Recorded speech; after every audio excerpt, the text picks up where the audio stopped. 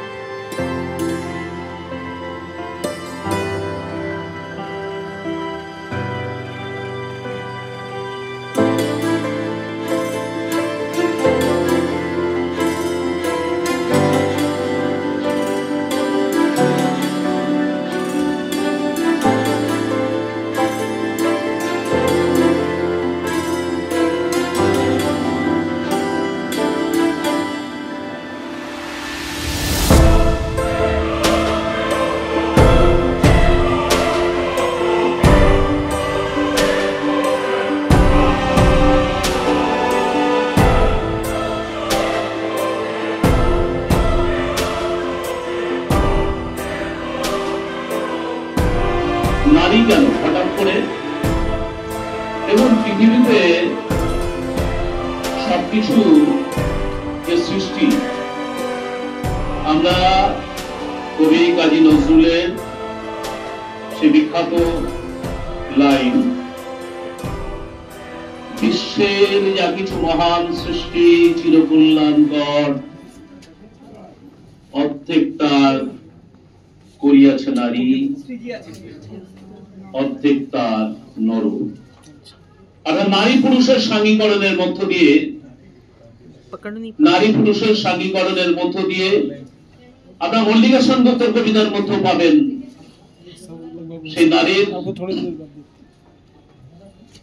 যে ক্ষমতায়ন।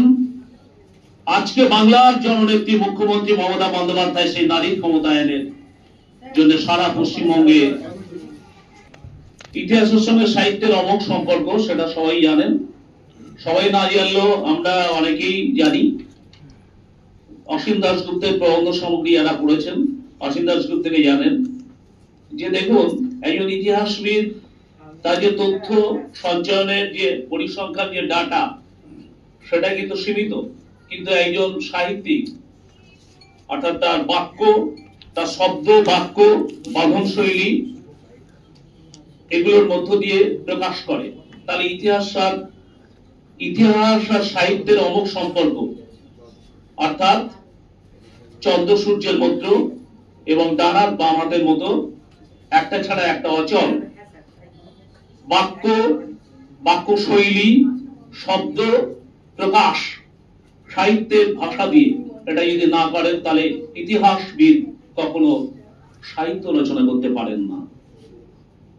তা আমরা এটা বলার জন্য যে আগামী সংখ্যায় যারা লেখা দেবেন, সেই জন্যই মূলত বলা।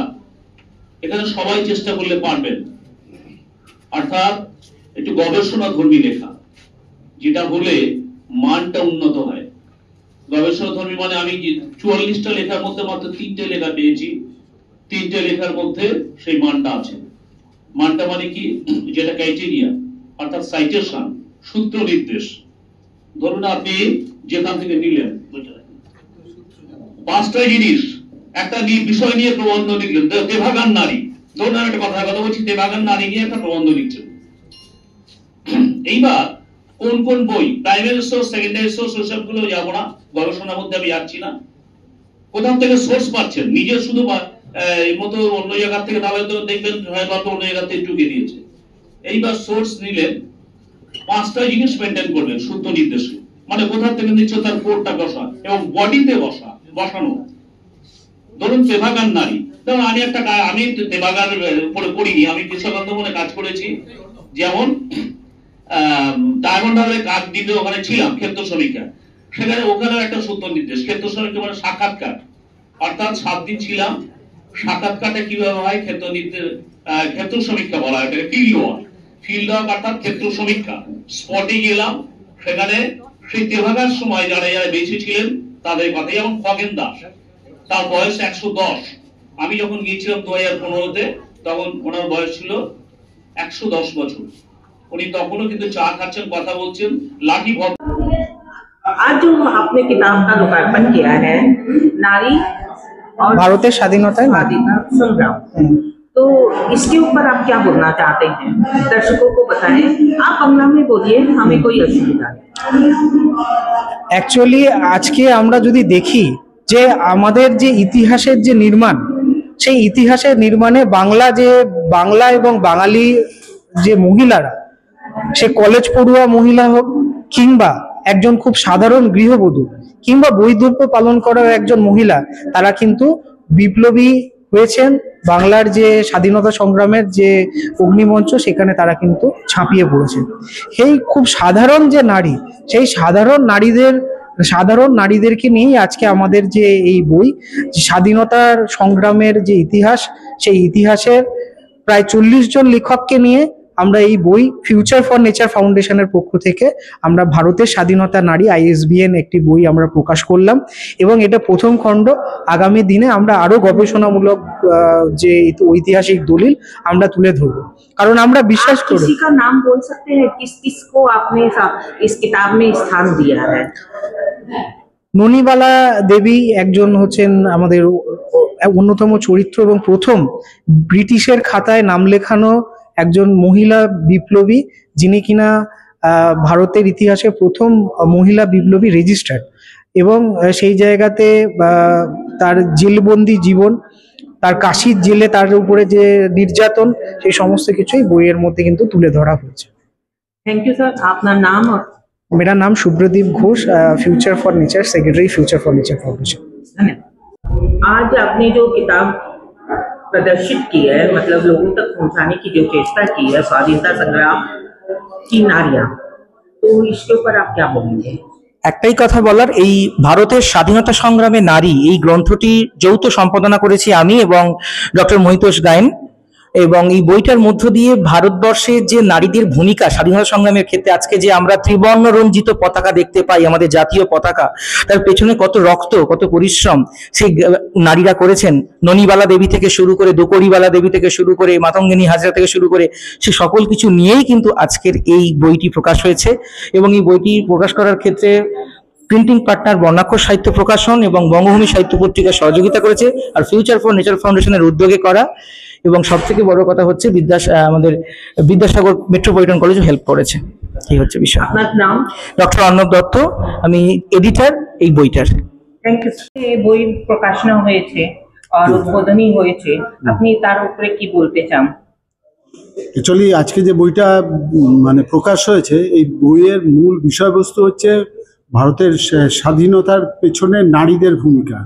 আমাদের স্বাধীনতার পেছনে নারীদের একটা অবিস্মরণীয় ভূমিকা আছে। সেখানে লক্ষ্মী সাইকেল থেকে শুরু করে বিভিন্ন বড় বড় মহিষী মহিলাদের আমরা দেখেছি, মাতঙ্গিনী হাজরা থেকে শুরু করে, এদের অসম্ভব এনারা না থাকলে, এবং অনেক মহিলা আছেন যাদের মানে ডাইরেক্ট না থাকলেও ইনডাইরেক্ট অনেক ইনভলভমেন্ট আছে, যেটা আমাদের স্বাধীনতাটাকে ত্বরান্বিত করেছে বা তাড়াতাড়ি স্বাধীনতাটাকে নিয়ে আসতে সাহায্য করেছে। এটা খুবই গুরুত্বপূর্ণ একটা বিষয়, এবং এই বিষয় নিয়ে বইটা আমার মনে হয় ভবিষ্যৎ জীবনে খুব মূল্যবান একটা এর স্থাপন করবে।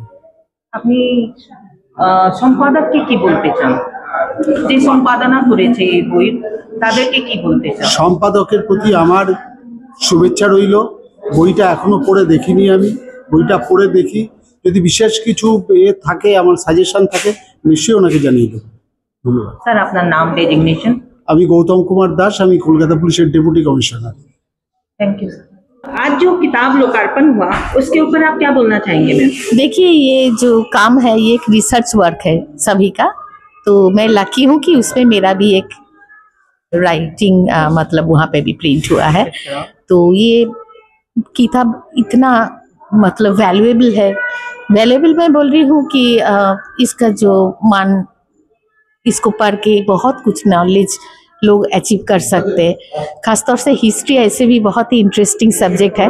मैं हिस्ट्री की स्टूडेंट नहीं थी, मैं लिटरेचर की स्टूडेंट थी, लेकिन जब मुझे रिक्वेस्ट किया गया कि आप कुछ लिखिए जो फीमेल रेवोल्यूशनरीज है उसके बारे में, तब पढ़ने का और रिसर्च करने का मौका मिला। ये बहुत बड़ी बात है। आप इस किताब के ऊपर जो इतने सारे लेख है, आपने कुछ भी पढ़ा है? जस्ट नाउ अभी बुक मिला मुझे, तो बहुत ही कहते हैं कि बहुत ही महान हस्तियां हैं यहाँ पे, जो हिस्ट्री के सभी डॉक्टरेट हैं, बहुत ही जाने माने राइटर्स हैं और हिस्टोरियंस भी हैं। तो बहुत ही मन है कि हम सबका लेख ज़रूर पढ़ेंगे। धन्यवाद मैम। आप अपना नाम और डेजिग्नेशन बोलें। मेरा नाम है महाश्वेता बंदोपाध्याय, बैनर्जी भी बोल सकते हैं। मैं राइटर हूँ और बाय प्रोफेशन मेरा एक कोचिंग सेंटर भी है। मैं पढ़ाती हूँ इंग्लिश लिटरेचर एंड लैंग्वेज, और जैसे कि लिटरेचर मेरा पैशन है, मैं लिखती हूँ पोइट्री, फिर निबंध, जो मन करता है। मैं ट्रांसलेटर भी हूँ, जो मन करता है, जो दिल चाहता है वही लिख लेती हूँ। ऐसे ही मेरा जिंदगी जा रहा है। आपने हमें जो जानकारी दी हम दर्शकों तक जरूर पहुंचाएंगे, और आपकी बात सीधी दर्शकों तक जाएगी और आप को समझा जाएगा। लोग जो नहीं भी जानते हैं वो आप हिंदी में बोलने की वजह से आज आपको लोग जानेंगे भी। Thank you.